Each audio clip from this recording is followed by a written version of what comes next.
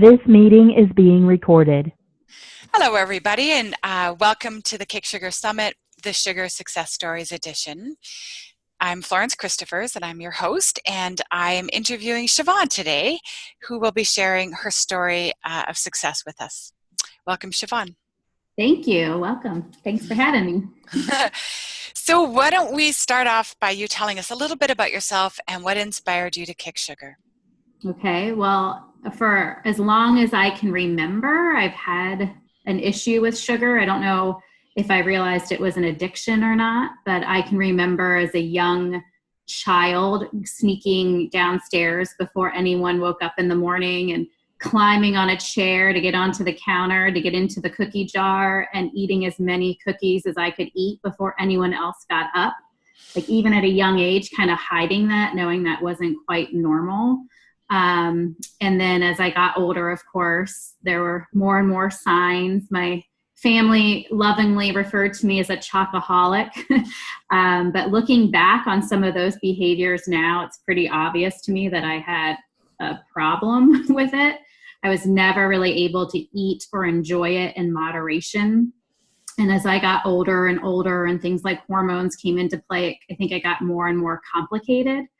So I really have struggled with this for years and years and years, and have probably tried every single diet, workout method, alternative method, therapy known to man. I mean, you name it, I've probably tried it.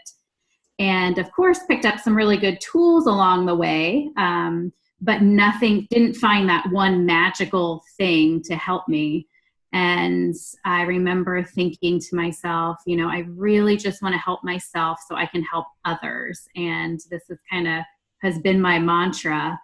And I have 2 young kids, and it took me a while to have kids. And, I'm finally feeling like now is the time for me. I started approaching a big milestone birthday of turning 40. And I just said to myself, if I don't beat this now, there's a good chance I'm going to live like this the rest of my life. And I just don't want to. I'm not happy. And I was just tired of feeling this way. So I think what finally kind of did it was, having that 40th birthday approaching and just being afraid of living like this forever and just being obsessed with food and just not having any control over it. And therefore not really feeling like I had control over my life. I would be spending time with my kids and thinking about my next snack or what I was going to eat next instead of being able to be really present with them. And I just didn't like the way that it made me feel. So I had come across an article. I am actually a certified integrative health coach. I got my certificate, and that helped me a lot. I learned a lot of things. But it was while I was going through that program that I read an article about food addiction, and it talked about giving up all flour, all sugar, if you really are an addict. And that's the first time I've tried to give up sugar many times. I've been gluten-free, but I've never given up all flour, all sugar before. And that just really resonated with me reading that article. It still took a few months to actually be brave enough to attempt it, but that's where the idea started forming. And that was around this time 1 year ago. Wow. And I think that there's like a mourning period for people that really are addicted to sugar. And I had to go through that first to be able to really be ready to give it up. Like, to me, the idea of giving up all flour, all sugar forever was terrifying. And I didn't think I'd be able to do it. I didn't know how I was going to do it. And honestly, I didn't want to do it at first. So it definitely took a few months of, it wasn't like I read the article and the next day it happened and was perfect. So it definitely was a process. Amazing. Where was that article? Where did you stumble? Was it just something on the internet? On the internet, yeah, because I would look up, I just love reading about nutrition and sugar addiction, and it was just one that kind of popped up. And it was someone that actually was a recovering drug addict that then turned to sugar and became a sugar addict and said it was, as I've heard before, it was harder for him to give up sugar than it was for him to go off of heroin. Right. Which to me is so crazy. Right. And I had been reading, at the time more about moderation, and there's a lot of conflicting information out about nutrition. That's why it's so confusing. And there are some people that don't believe that you can be addicted to sugar. So I was trying moderation for a while. And really in the article, again, it talked about if you are a true addict, just like an alcoholic would be with alcohol, you have to be purely abstinent. And, that was the first time in my gut, again, it was really resonating with me. I wasn't ready to put that in action, but I knew that to be my truth. That was the answer for me. I just didn't like the answer. Right. Got you. So what other health conditions? So it sounds like just the plain food obsession and it's sucking up too much of your time and energy and pulling your focus and presence away from your children was painful enough to inspire you to kick sugar. But were there other health issues? Like, were you on medications? Was there depression or weight issues? Or were there any other challenges that inspired you to get free? No medications, luckily, but I definitely battled up and down with my weight. I was always very active, but after college, definitely I noticed it was more of a battle. Like it was a constant cycle of diet and then binge, diet, binge. So that was exhausting. And my weight definitely went kind of up and down, up and down. And along with that, I did experience, lower energy and bouts of depression, more moodiness, fluctuating with kind of the sugar highs and lows. And then I did have polycystic ovary syndrome, PCOS, that I was diagnosed with in my late 20s. And so it took about 4 years for me to have a successful pregnancy with my first son. And so that was, I think a lot of my 30s were taken to trying to conceive and then having kids. And I think some of that was linked to the sugar addiction and PCOS. I think there is a link between the two. So that definitely was something that I struggled with. Yes. Yep. Totally. Absolutely. Has that, I guess it's only been a year. So anyways, tell us now what your life is like. So you've been sugar and flour free for 1 year now? Well, so I finally started January 13th. So a little over 9 months. So January will be 1 full year. Awesome. So I feel amazing now. But I also knew, and I told myself it wasn't forever, although now I know I can do it forever. But in the beginning, that was too overwhelming to me. So I said, I'm going to at least do a full year. It took me almost 40 years to get to this point. I'm not going to be able to go off of sugar and flour for 10 days and feel amazing. I know there are some people that are able to do that, but I think maybe a true addict and someone that struggled with it for years and years, I knew that I had to give it was a different mindset of, I'm not just doing this for 30 days, I'm doing it for a full year. And I will say it took, probably about 5 months before I really could tell with weight loss and some other things. I just had to keep trusting that there were things going on inside my body that were good, even if I wasn't reflecting yet on the outside. I really became focused on all of the, inflammation in my body that was going down and turning off all those switches for disease and cancer and diabetes, arthritis. I just try to focus on what it was doing inside. And then I'd say really around 5 months is when I started notice that, I was losing weight, having more energy, sleeping better, more stable moods, being, more positive overall. And the number one best thing to me still is the freedom in my mind from the compulsiveness of having sugar cravings and flour cravings. And it's just, I have so much more brain energy, I call it. Just, I'm not so obsessed with worrying about what I'm going to eat next, or is today going to be a good day, or today is going to be a bad day. Those thoughts aren't even in my mind at all anymore, and of course, once in a while, I do still have a craving, And it's just as simple as telling myself, I don't do that anymore.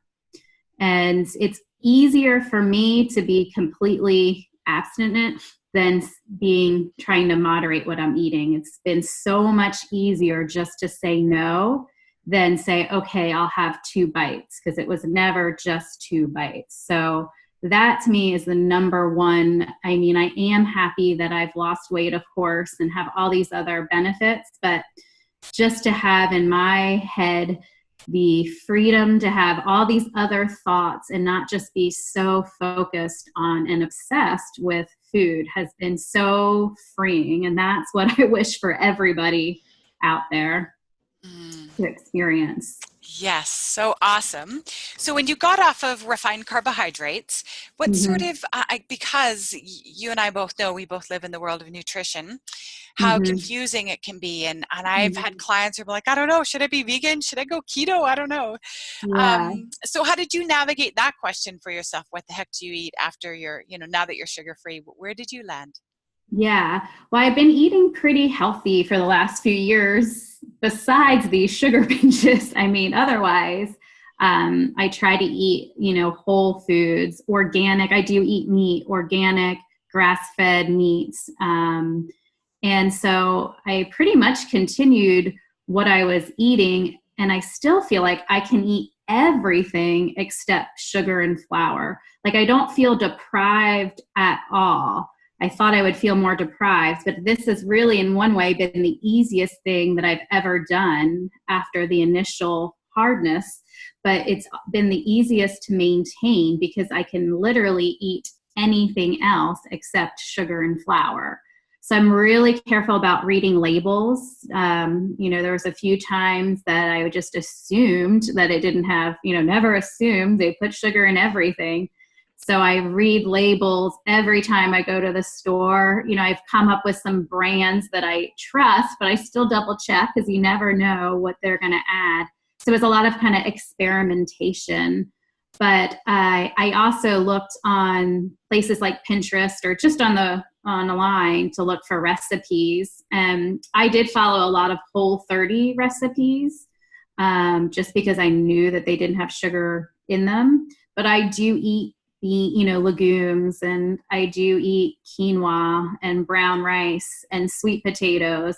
I just don't eat flour or sugar. So I don't feel like it's as strict as some like of a paleo diet or Whole30. It's a little more relaxed, but I did kind of find some recipes that I liked. I printed them out and I put them in a binder, and that's kind of my own cookbook. But it's a lot of stuff that I was eating before. It's just removing the extra stuff that I shouldn't have been eating. Yes, which is why all of those various different food plans work, because they're all doing the same darn thing. They're pulling out the refined junk. Yeah.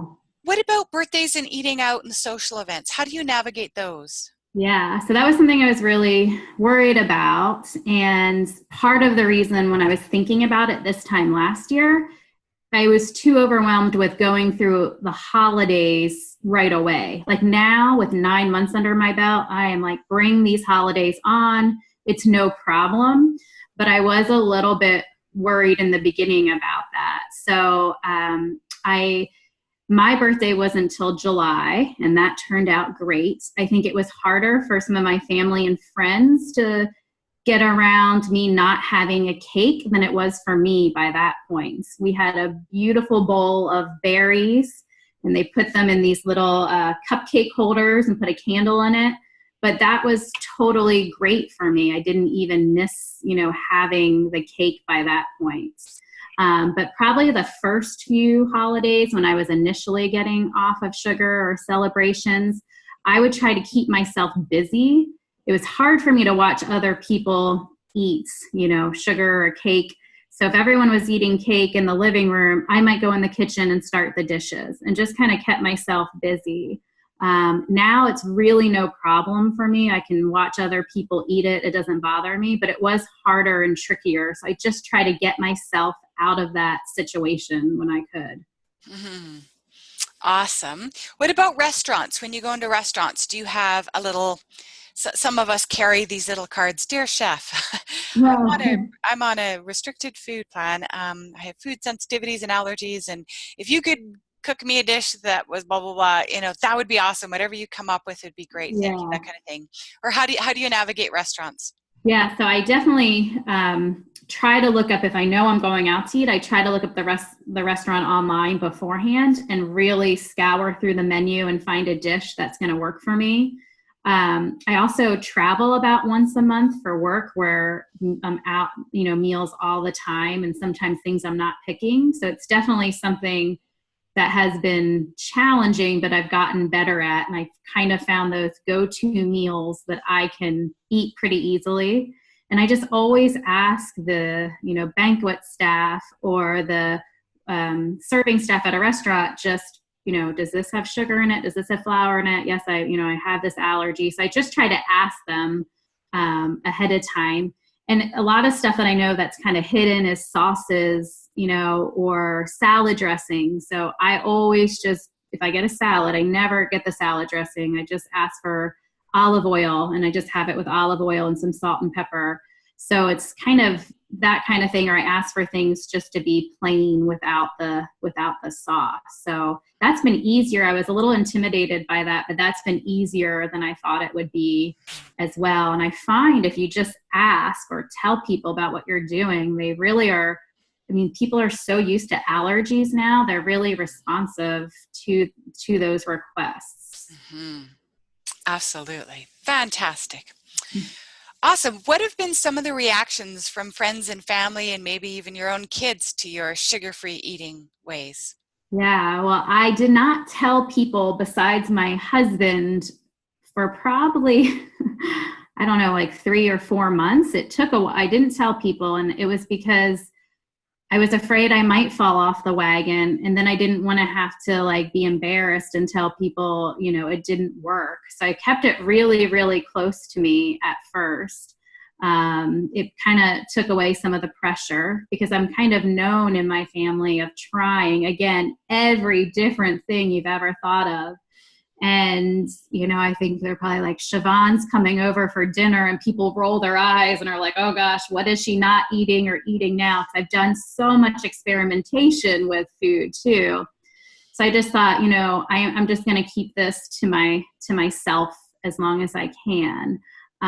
As far as my kids go, they're only 5 and 3. And we really limit their sugar since they've been born. So they don't really know any other way of eating, which I feel really grateful that we started really early with them. So they don't really even know. Besides, I think they did ask me, oh, Mommy, aren't you going to have a birthday cake? And I said, no, I'm just going to have some berries. And they said, okay, that was an okay answer for them. But then I think once I did start telling people, it was easier once I had been doing it for, had a few months behind me. And especially when people started just asking me, I think too, because they just noticed that either I was losing weight, or a lot of people told me, what are you doing? You're glowing. They could just tell by looking at me that I was doing something. So then that's when I kind of started opening up about, not eating sugar and flour. And some people's responses were like, whoa, how do you do that? I could never do that. And so then I kind of have started feeling more comfortable, because I think it's embarrassing to talk about being like an addict of any kind. And I've just gotten more comfortable with sharing that story in case it inspires someone else that might have that same issue. And so I just kind of explained to people that, there's a lot of people that can probably eat a little bit of sugar in moderation and be just fine. But I'm not one of those people. And I really do explain it like an alcoholic can't really just have a sip or two of wine, and that's how I am with sugar and flour. And then I always say the missing piece really was the flour, because I've given up sugar before, never really lasted long, but giving up the flour too is what has kept me going, now these 9+ months with really I haven't fallen off the wagon, unbelievably. It's just, that was the missing piece. So I kind of educate other people about it. And, of course, some people, I think it really speaks to them. I know I've talked to a few people that felt like they said, I think you were brought into my life just to have this conversation for a reason. And then there's other people that are just like, yep, no, thank you. I'm not interested at all. So I'm not trying to convert anyone to be sugar free, but I just want to inspire people that might really just know, like I did in my gut, that that's what I needed to do. And it was scary. Yes, absolutely. Wonderful. All right. How much weight did you lose? Have you lost? So that's like my really big thing is I have no idea. Nice. I don't believe in weighing myself. I probably haven't weighed myself in 3 years. Once I learned, and this is something I do want to share with people, once I learned that when you go to the doctor, you don't have to get weighed. Like you can decline your weight. And that, again, was such a freedom for me, because I think there's some people, and I was, especially how many times you go to a doctor when you're having a baby, you're there all the time. And it just got tiring having my weight every single time I went in. And I just don't think weight is a true reflection of your overall health. That's not the only reflection of your health. There are so many other factors. There are people that don't weigh as much but are unhealthy. And there's people that weigh a little bit more and are totally healthy. So it really just always bothered me that sometimes you would go into, get weighed, and you might feel like fat shamed, or, like you're not at your ideal BMI, and it just, I think most people that are overweight know they're overweight and are probably trying to do something about it. So I just don't know what about, going to the doctor and feeling really like you might felt that feeling really good about yourself, and then you get weighed and it's not the number that you thought it was going to be, and then it messes you all up, right? I've had that happen before when I've done diets and I did weigh myself and I thought, oh, I thought I'd be less than that, and that one thing could cause me into a downward spiral of binging. So I really have no idea. I know I've lost, like if I could probably estimate, like 40 to 50 pounds. Oh my goodness. Yeah. Oh, wow. No, that's really significant.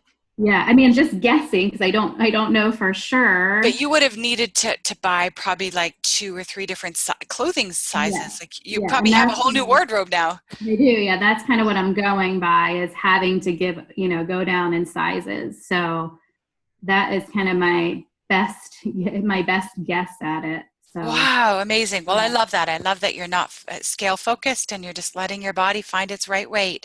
Yeah. Now that you're eating whole foods and you're not obsessed about food, you just eat healthy, and your mind is freed up for the rest of your life.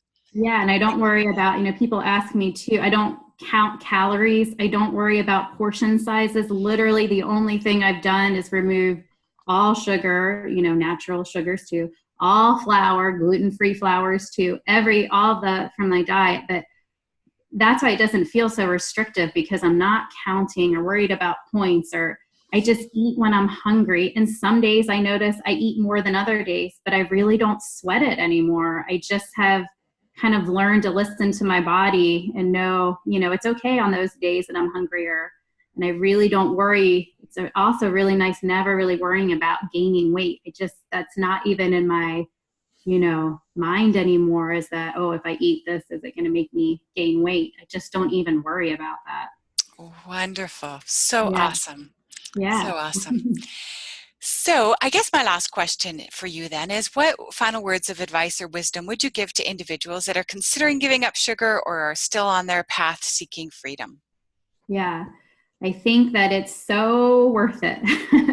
I can't even imagine now. A year ago, again, I didn't even think I could get to where I am. And now I am thinking, this is the way I'm going to be for the rest of my life. Like, I will never eat sugar and flour again. And although that's somewhat scary, it's scarier to me to go back to how I felt when I was eating sugar and flour. I mean, my life is just so much better without it. I just can't even ever imagine going back to it. So I think, if you are thinking about it, really just take take that time. I really had to grieve giving it up. I think for a lot of us, it's our crutch, it's our drug, sugar. If you have a hard day, you're going to go home and have a cookie or a brownie or a bag of cookies. Or 10. Yeah, exactly. And, some of that's just habits. I definitely still will get triggered if I have a bad day and I think, ooh, I would love to have. And then it's just reminding myself, I don't do that anymore. And just being really kind of give yourself some love about it, because it's really a hard journey. And you just have to be really, I think, gentle and loving with yourself. And now I feel so proud of I feel really, really proud of myself. And I just kind of kept checking in with myself along the way. And I actually wrote about it every single day. And that's something that helped keep me accountable. I'd been trying to find like a book or someone else that had given up sugar long term. And I found that article and a few blogs, but nothing really where it felt like it was someone like me that was an addict and was facing like doing this for a long period of time. So I just started writing a book, which I hope to publish after I've been doing this for a full year, as a kind of companion guide for other people that might be going through this. So like literally, I think today I'm day 290 on my journey, and I just write every day kind of what I'm eating, how I'm feeling, and anything that's coming up. And that kept me really accountable, writing to these future readers that I might be helping, but it made me feel like I did have a community, since I didn't have any other kind of help or like official program that I was a part of. I just created my own, and that's really has kept me on track and helps me just see how far I have come. So I just want to say, if you're feeling it, you can, if I can do it, I mean, that's what I always laugh. If I can do it, literally anyone can do it. You have to just do it when you're ready and on your, you don't have to do it the way I do. You do it the way, we're all very different individuals, and you have to find your own way and your own path. But it helps by listening, I think, to other people's stories, but still, you're going to find the path that works for you. Fantastic. I love it. Thank you so much, Siobhan, for your wonderful story. And we do this every year. It's an annual event. So maybe we'll have the good fortune of circling back around in a year from now and touching base with you again. That would be great. Thanks very much. And thanks everybody for tuning in. I hope you enjoyed this, and we'll see you in the next interview. Bye-bye.